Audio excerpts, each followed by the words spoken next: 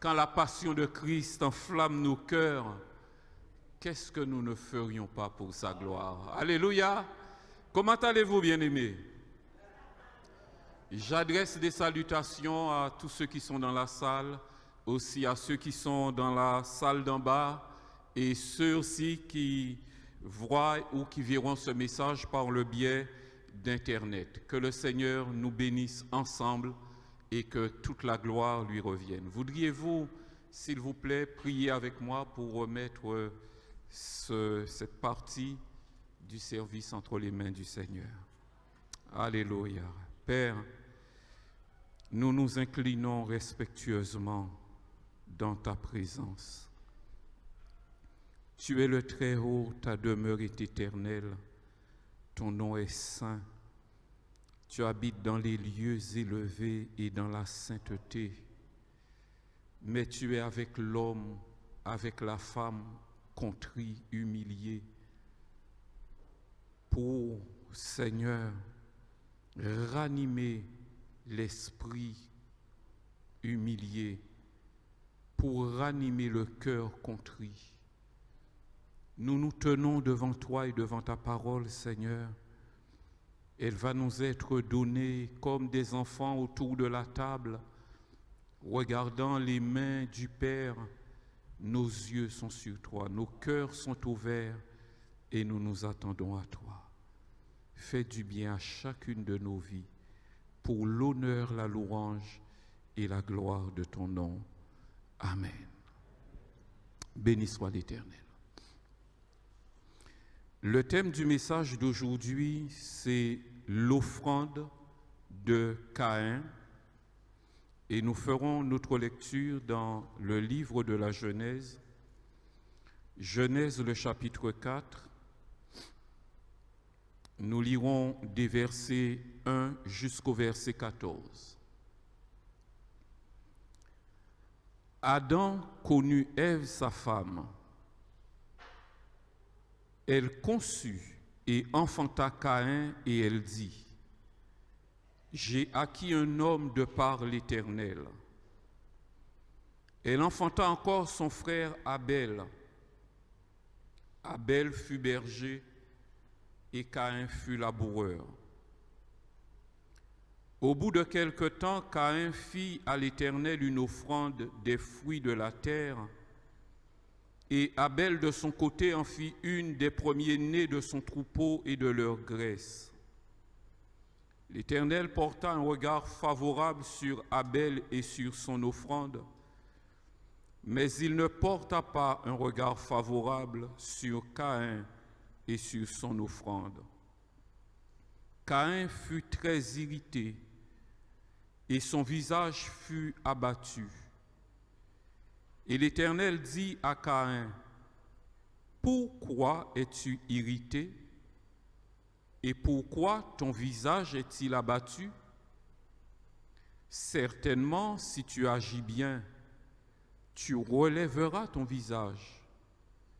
Et si tu agis mal, le péché se couche à la porte et ses désirs se portent vers toi. Mais toi, domine sur lui. » Cependant, Caïn adressa la parole à son frère Abel, mais comme ils étaient dans les champs, Caïn se jeta sur son frère Abel et le tua. L'Éternel dit à Caïn, « Où est ton frère Abel? » Il répondit, « Je ne sais pas. Suis-je le gardien de mon frère? » Et Dieu dit, « Qu'as-tu fait? La voix du sang de ton frère crie de la terre jusqu'à moi. Maintenant, tu seras maudit de la terre qui a ouvert sa bouche pour recevoir de ta main le sang de ton frère. Quand tu cultiveras le sol, il ne te donnera plus sa richesse. Tu seras errant et vagabond sur la terre. » Caïn dit à l'Éternel, « Mon châtiment est trop grand pour être supporté. Voici, tu me chasses aujourd'hui de cette terre. Je serai caché loin de ta face. Je serai errant et vagabond sur la terre. Et quiconque me trouvera me tuera. Amen. L'histoire de Caïn et Abel a fait l'objet de multiples interprétations depuis des siècles et jusqu'à aujourd'hui. Elle a fait l'objet d'interprétations de la part de théologiens, de la part de psychanalystes, de la part d'anthropologues. Elle a fait l'objet d'interprétations artistiques par les mains de sculpteurs, par les mains de peintres, par l'action, l'imagination de cinéastes, également par la voix de chanteurs et de chanteuses. D'ailleurs, dans les années 80, une chanteuse a connu le succès en interprétant une chanson qui était un message adressé à Ève, dans lequel elle disait « Ève, lève-toi, ne vois-tu pas que tes enfants ont grandi? Ève, lève-toi, en donnant la vie, je serai comme toi. » C'est une histoire qui a nourri l'imagination des hommes depuis la nuit des temps. J'ai eu l'occasion de voir un tableau peint par un peintre brésilien. Il a intitulé ce tableau « Caïn maudit ». Ce tableau est poignant parce qu'il représente un homme nu, vêtu simplement d'un pagne fait d'une peau de bête. Et sur le visage de cet homme, le peintre a pu placer la plus profonde expression de détresse humaine que l'on pourrait imaginer. Il a su transcrire les sentiments que ressentait cet homme rejeté de Dieu, qui partait en errance, seul, accablé par le remords. Sur ce tableau, on voit le visage de l'homme, on voit son corps, on voit une partie du sol. Et ce qui frappe, c'est que le sol est sec, un sol dur. Et tout autour, il y a une épaisse obscurité, un noir profond. Et tout cela dégage le sentiment d'une profonde tristesse, d'une grande détresse qu'on ne pourrait pas imaginer par de simples mots. L'histoire de Caïn et Abel est une histoire qui fait date dans l'histoire de l'humanité. Certains l'ont interprétée comme étant la représentation de la difficulté que des hommes ont à communiquer entre eux, en s'appuyant sur le fait qu'il n'est pas parlé de dialogue entre Caïn et Abel. D'autres voient la représentation originaire de toute tentative de meurtre, toute tentative de la part d'un homme de détruire un autre, que ce soit à titre individuel, que ce soit également à titre de nation dans le processus des guerres. Beaucoup de choses ont été dites à propos de cette histoire, mais le Seigneur a mis sur mon cœur de faire avec vous une approche prophétique de l'offrande de Caïn. Prophétie, c'est ce qui a trait, prophétique, c'est ce qui a trait à la prophétie. Prophétie, c'est une annonce pour l'avenir. Donc, l'histoire de Caïn et Abel contient déjà en elle le message de Dieu pour les hommes et les femmes d'aujourd'hui. Plusieurs ont pensé que Dieu avait rejeté Abel parce qu'il avait rejeté Caïn, parce qu'il avait une préférence pour Abel.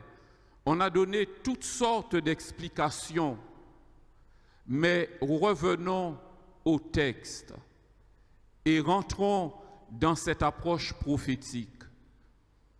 D'ailleurs, si je vous demandais quel est le premier prophète cité dans la Bible, je vous laisse y réfléchir, nous y reviendrons tout à l'heure, chemin faisant.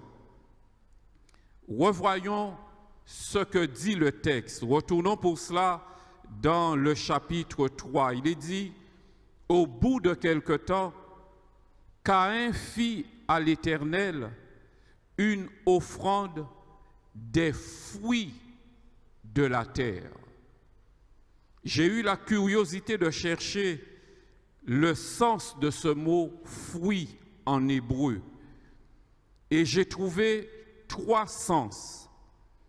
Le premier est utilisé dans Genèse chapitre 30 verset 2. C'est Jacob qui parle à Rachel et lui dit « Suis-je à la place de Dieu qui t'empêche d'être féconde ?» Le mot hébreu ici pour fruit a le sens du fruit des entrailles, la fécondité, le fait d'avoir des enfants, d'avoir une postérité. Par la bouche du prophète Jérémie, chapitre 2, verset 7, l'Éternel dit, « Je vous ai fait venir dans un pays semblable à un verger pour que vous en mangiez les fruits et les meilleures productions. » Ici, fruit a le sens de produit de la terre. C'est le sens le plus courant, celui que nous utilisons le plus fréquemment en tout cas. Mais le troisième sens, c'est celui qui va retenir notre attention et nous le trouvons toujours par la bouche du prophète Jérémie au chapitre 6, verset 29.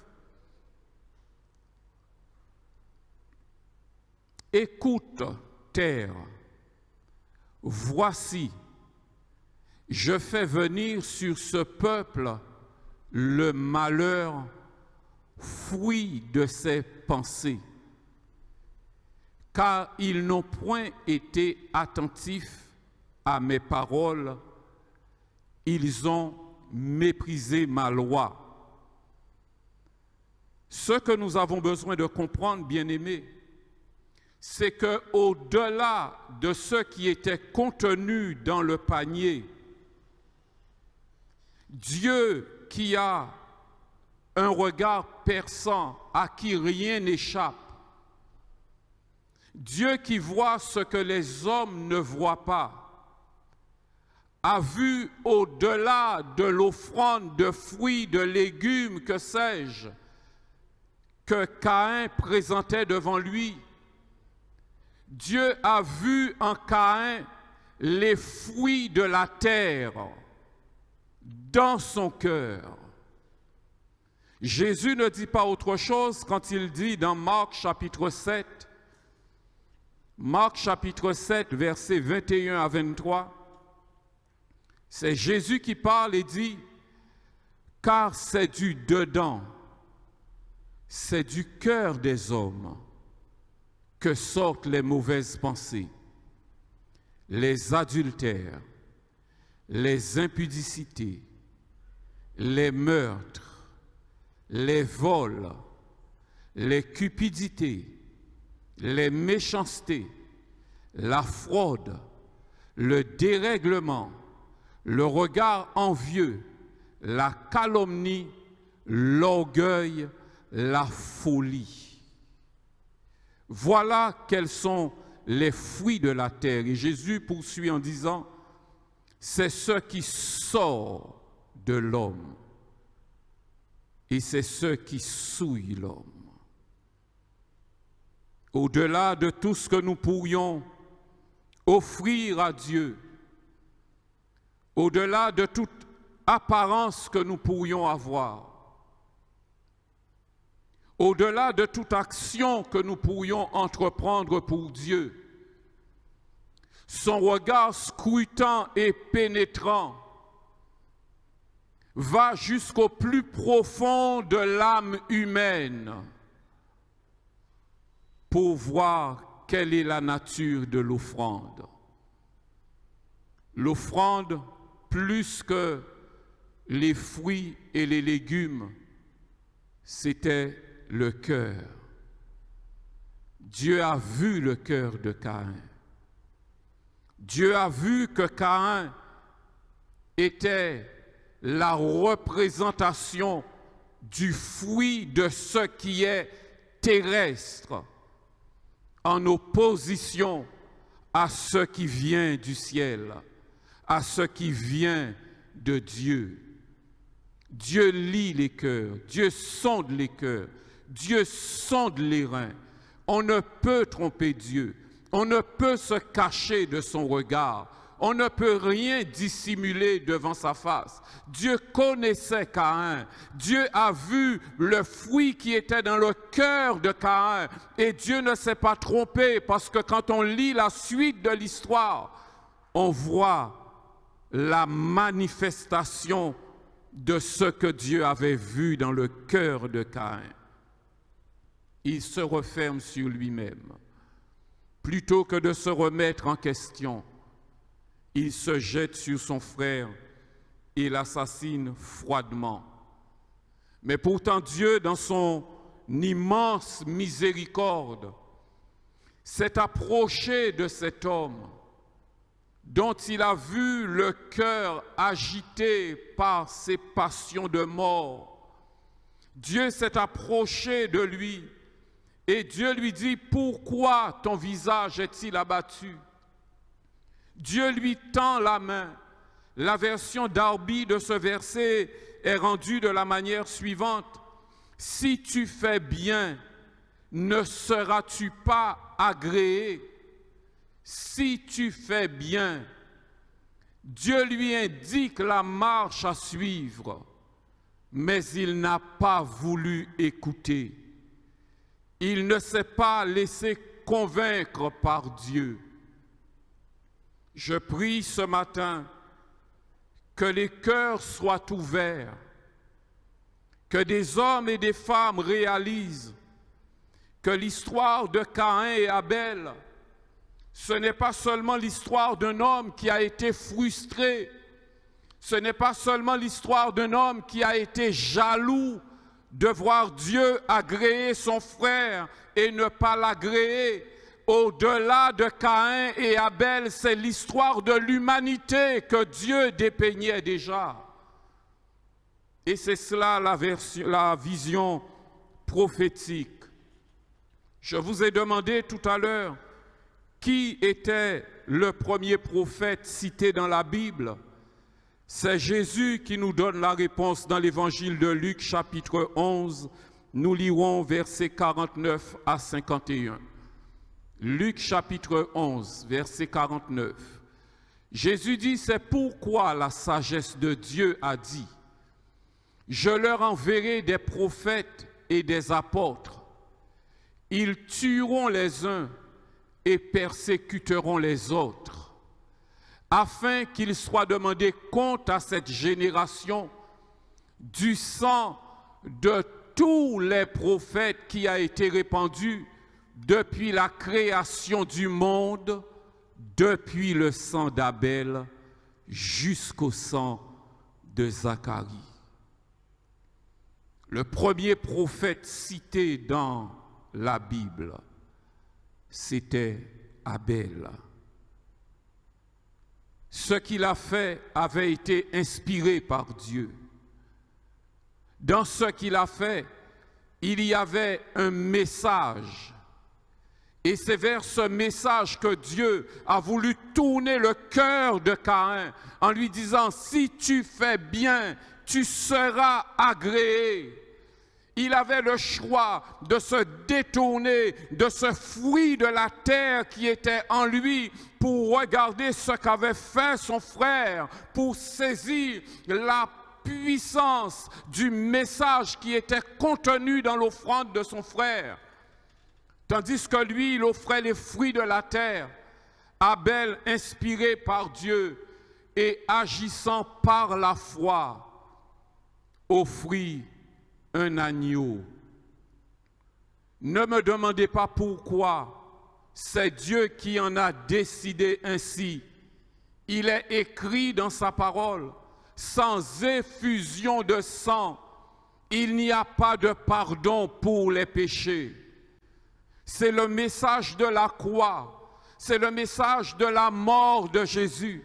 C'est le message de ce Dieu merveilleux, ce Dieu saint, ce Dieu juste qui, face à la misère des hommes et des femmes qui ne pouvaient pas, à cause de ce qui est en eux, à cause de la nature pécheresse qui est en eux, qui ne pouvaient pas satisfaire aux exigences de Dieu. C'est le message de ce Dieu qui a donné l'agneau, qui a sacrifié l'agneau. Le sang de Jésus a coulé et la Bible nous dit que le sang de Jésus parle mieux que celui d'Abel.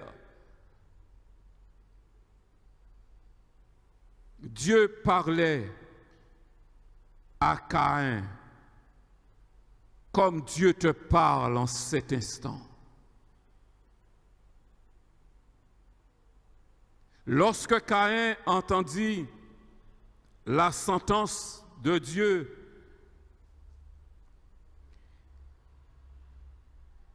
il s'exclame au verset 13. Caïn dit à l'Éternel, « 3 choses. Mon châtiment est trop grand pour être supporté. Première chose, tu me chasses aujourd'hui de cette terre. Deuxième chose, je serai caché loin de ta face.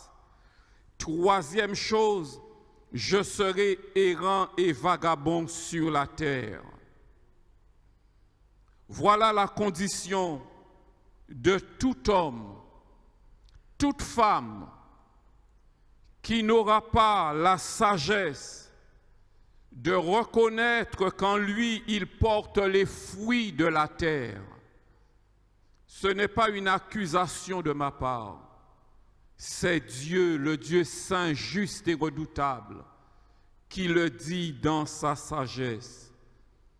C'est le Saint-Esprit qui l'a dit par la bouche des prophètes. Il n'y a pas de distinction. Tous ont péché et sont privés de la gloire de Dieu. C'est cela que Caïn a réalisé. Caïn préfigure déjà le châtiment qui attend tout homme, qui attend toute femme, qui attend tout jeune, qui se présentera devant l'Éternel des armées, qui se présentera devant le Dieu 3 fois saint, avec pour offrande les fruits de la terre. Il connaîtra ce qu'a décrit Caïn lorsqu'il dit « Tu me chasses aujourd'hui loin de cette terre ». Il n'y aura pas de paix, il n'y aura pas de bonheur, il n'y aura pas de facilité.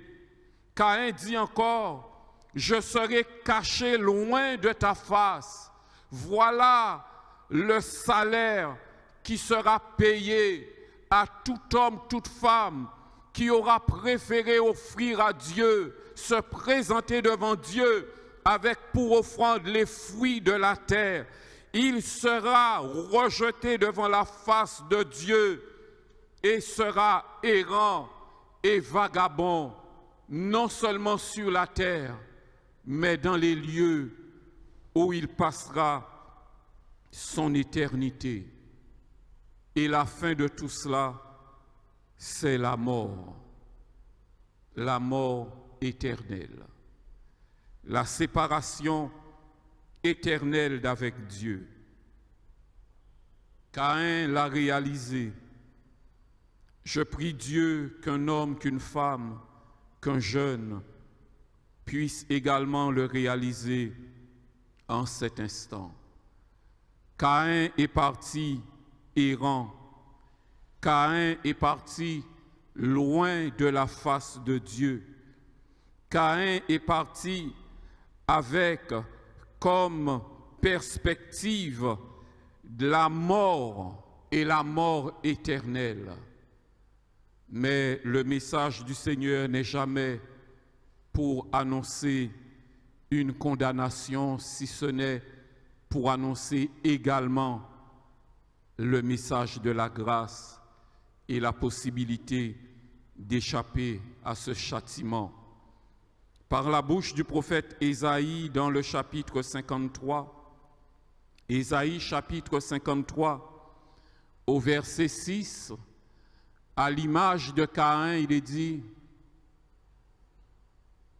Ésaïe 53, 6,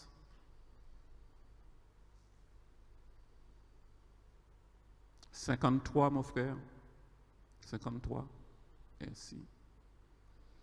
Nous étions tous errants, pareils à des brebis. Chacun de nous allait par son propre chemin. L'Éternel a fait retomber sur lui la faute de nous tous, le fruit de la terre, les vols, les mensonges, les mauvaises pensées, les adultères, l'idolâtrie, les querelles, les disputes, la haine, tous les fruits de la terre, tous les fruits que nous avons portés, tous les fruits que tu portes en cet instant, mon ami, ils ont été placés sur Jésus. Et l'Éternel a fait retomber sur lui, Jésus, le châtiment qui nous donne la paix et le châtiment par lequel toi aussi tu peux avoir la paix. Dans sa lettre aux Romains au chapitre 3, l'apôtre Paul dira, Romains chapitre 3, verset 23, « Car tous ont péché et sont privés de la gloire de Dieu. Et ils sont gratuitement justifiés par sa grâce, par le moyen de la rédemption qui est en Jésus-Christ. C'est lui que Dieu a destiné par son sang à être pour ceux qui croiraient victime propitiatoire. Voilà quel était le message annoncé par le premier prophète de la Bible, Abel. Quand il a immolé cet agneau pour l'offrir à Dieu en sacrifice, il montrait déjà le chemin que tout homme, toute femme, tout jeune devait suivre pour être agréé par Dieu. Et Dieu a montré ce chemin à Caïn en lui disant, « Si tu fais bien, tu seras aussi agréé. Si tu fais bien. » Tout ce qu'il avait à faire, c'était de considérer l'offrande qui avait été agréée. C'était de rentrer en lui-même et de chercher la raison pour laquelle son offrande n'avait pas été agréée et se calquer sur celle qui avait été agréée. Dieu lui donne la marche à suivre. Dieu lui montre le chemin. Dieu lui montre la porte par laquelle il devait entrer. Mais il a préféré garder le fruit de la terre. Et il en a payé le prix. Ce matin, mon ami qui entend ce message, puisses-tu réaliser que si tu n'es pas passé par le chemin qui est Jésus, si tu n'as pas placé ta vie sous le sang de Jésus. Si tu n'as pas accepté que Jésus a payé le prix pour tes péchés, tu connaîtras le même sort que Caïn. Mais comme Dieu a montré le chemin à Caïn, mais qu'il ne l'a pas suivi, toi, que vas-tu faire? Quelle décision vas-tu prendre? Vas-tu choisir d'écouter Dieu ou vas-tu conserver ton offrande? J'aimerais vous inviter, même ceux qui regardent sur Internet, à un moment de recueillement. Inclinons-nous respectueusement devant la présence du Seigneur et repassons ces paroles dans nos cœurs. Le message est simple, le message est clair, le message est direct.